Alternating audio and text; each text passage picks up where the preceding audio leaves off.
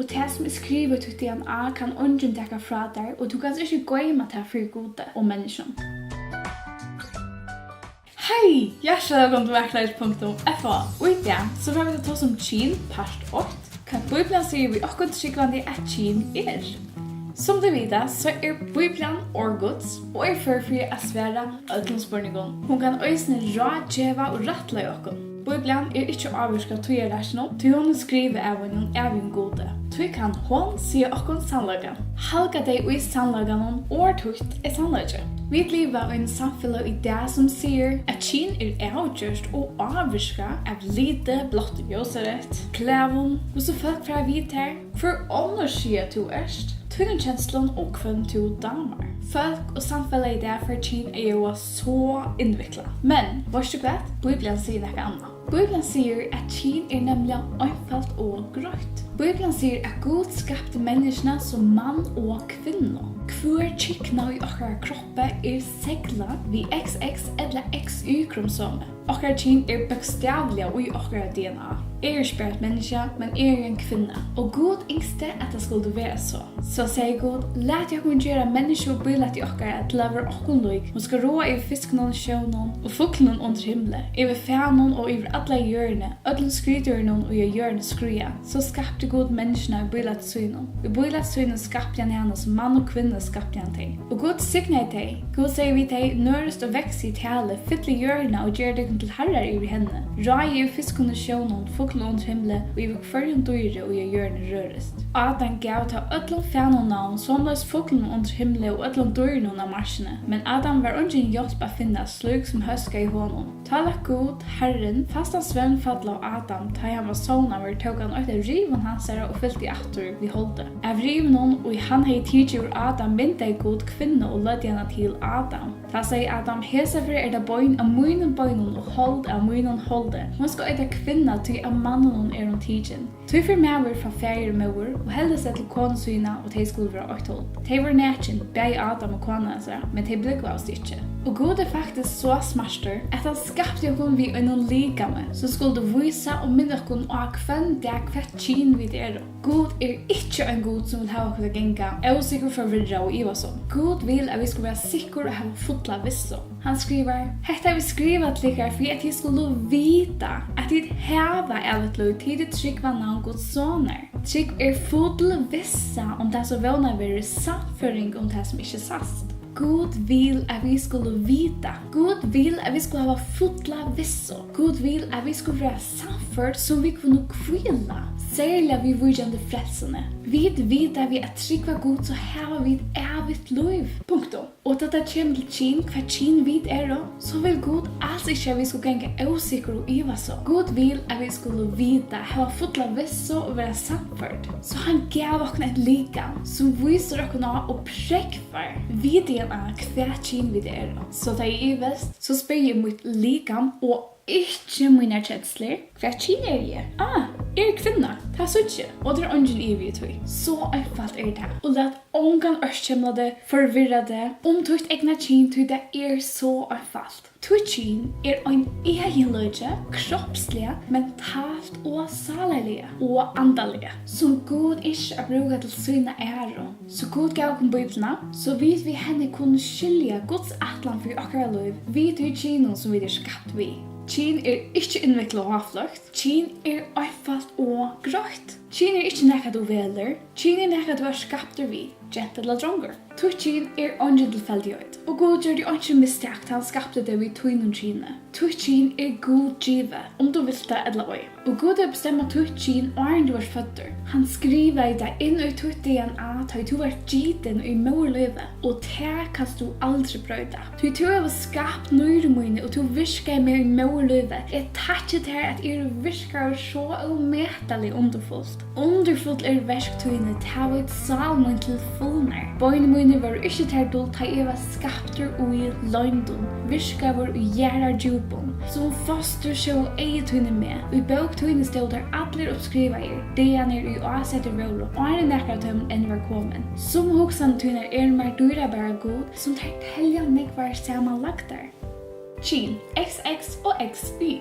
Vi lever under rake som røyner at utstryka kyn. De halder på at kyn nekka som samfellet kom vi. Nekka som vi da har funnet på gjennom årene. Kyn altså ikke nekka vi lit eller arbeid gjøres framvis. Kyn i grunden jo en partur av at være menneske. Blir vi det på syv 8 i Bibelen, så kyn det første vi lærer om menneske. At være kona og mever det som det merker av være skapt ur myndgods. Begge kyn spekla eller mynda ymiske egenleger til gode. Så sier God, let i okken gjøre mennesker bøyla til okkara til å være okken loik. Hun skal råa i fisken og sjøen, fuglen under himmelen, i fanen og i atlare, gjørene og alle skriduren og i hennes skruja. Gjør noen atle bøyblene vil mynda tala ut. Hei God vil luste ved mannligen eller kvinneligen egenleger. God vil kalla over han og sjån i bøyblene. Han vil kalla over husbønder til Ushel, fæger til Messias, konger, kruksmæver, brukker mot samkomne og framvegis. Men God skapar vil øysene myndelige luster vi kvinneligen egenleger.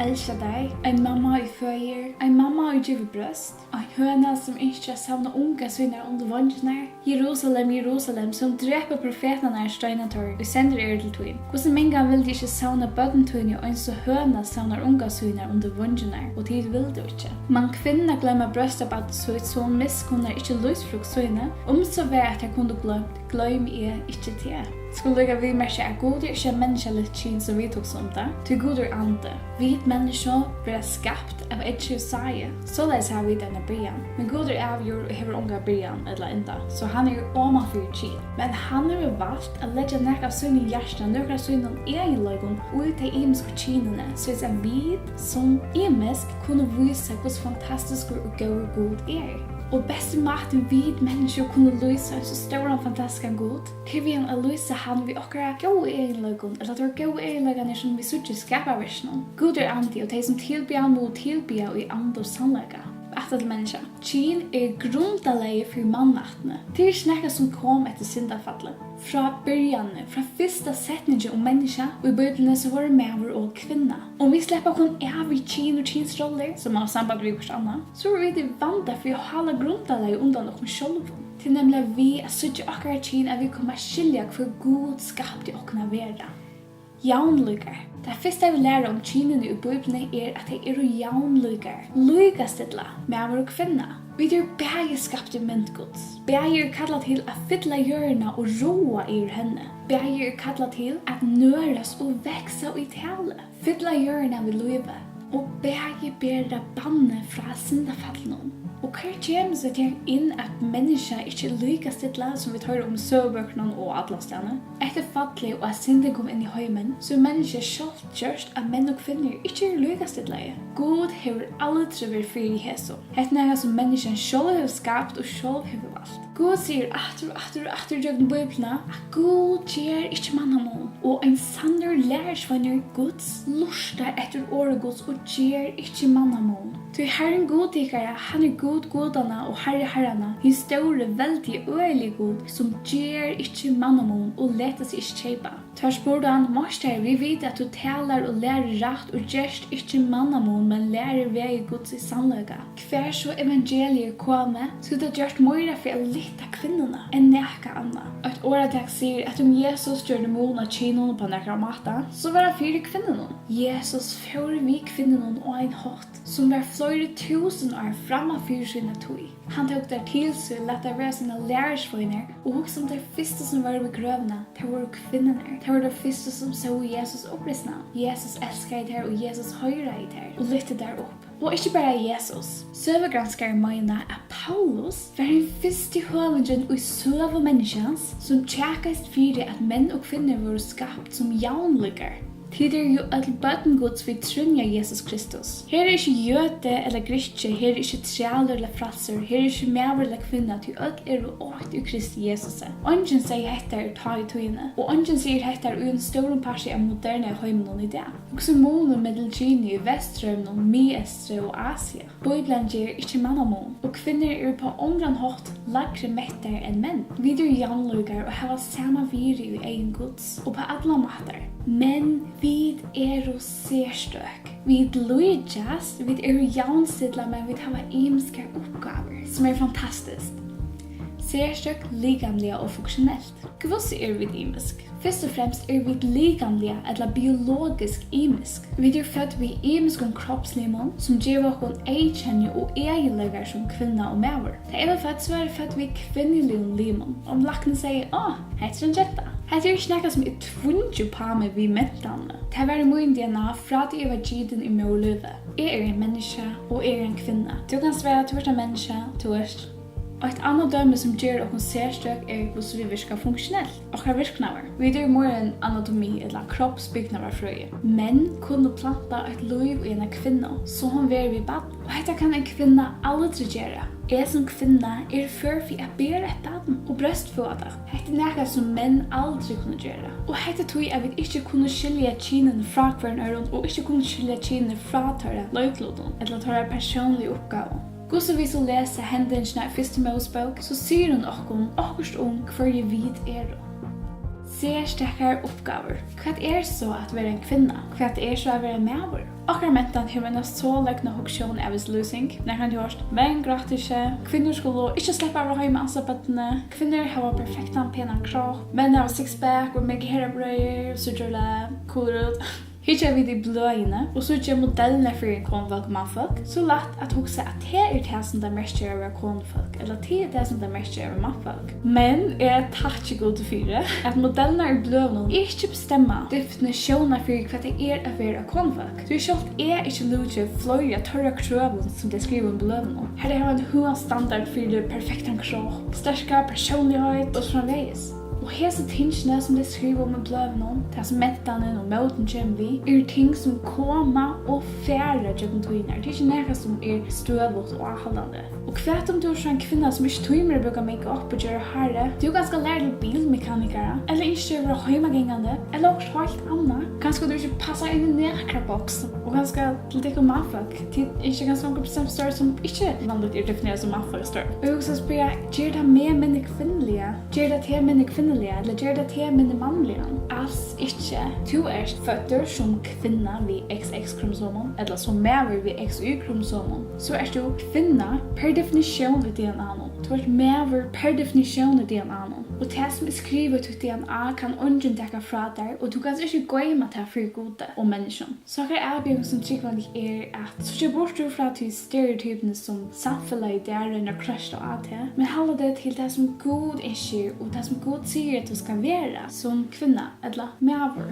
Hvis en kvinne leser Bibelen hva god sier om kvinner, da maver leser Bibelen hva god sier om menn, og være to i lojen. Så hva løyklod har vi vidt? Gud skapte Adam og sette han i årsdagerne til arbeidet. Adam var skapte først, så er han kvinna. Hvorfor maveren fra færre mor og helde seg til konens høyne og det skulle være 8-12? Legg til merkes, maveren fyr, ikke kvinna. Hetta viser dere nå at maveren løyeren og i tjonabanden, som Bibelen tar seg så ofte om. Det merker ikke en kuaredler som dominerer. At løye merker i grunnene at djeva løs ut borster at offre det til beste for en annan. Og her Jesus beste for Himveien Eva hjelperen til Adam. Våre mester ser og hebraiskon som omsett som en hjelpere. Det en som kommer liggende og en øren og hjelper honom røkka malen. En hjelpere en jaunsetter som du elsker og respekterer. Begge mævren og kvinnan javnlíkar, men det har ymiskar oppgaver og særstøk. Til bruk for bavon og ingen annar kan leva, tar kattler verdig enn just hei.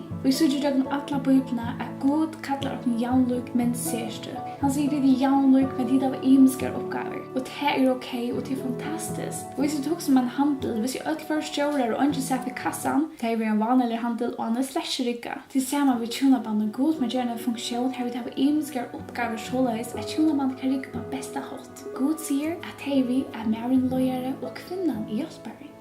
Oppgavemassens løye, men det kommer øyne vi arbeid. Vi sørger at etter fallet så kommer Gud ikke til Evo, som var den første som hadde trænum. Nei, Gud drever løyeren til svars, som Adam. Dette samme hender i dagligdelen. Hender okkur ved en skipe, til dem som maskinmarsjeren gjør den feil, så vil han ikke drien til svars, men skiperen. Løyeren hever arbeid, og løyeren vil drien til svars. Så att loja inte någon lätt uppgave och tog det så tog jag mig att vi som kvinnor, särskilt de som gifter eller de som har en pappa, att de stolar till mannen som det livet, om man tycker pappa eller budget eller mäver, att de stolar mannen, att de hjälper dem, att de gör för dem och under och be för dem.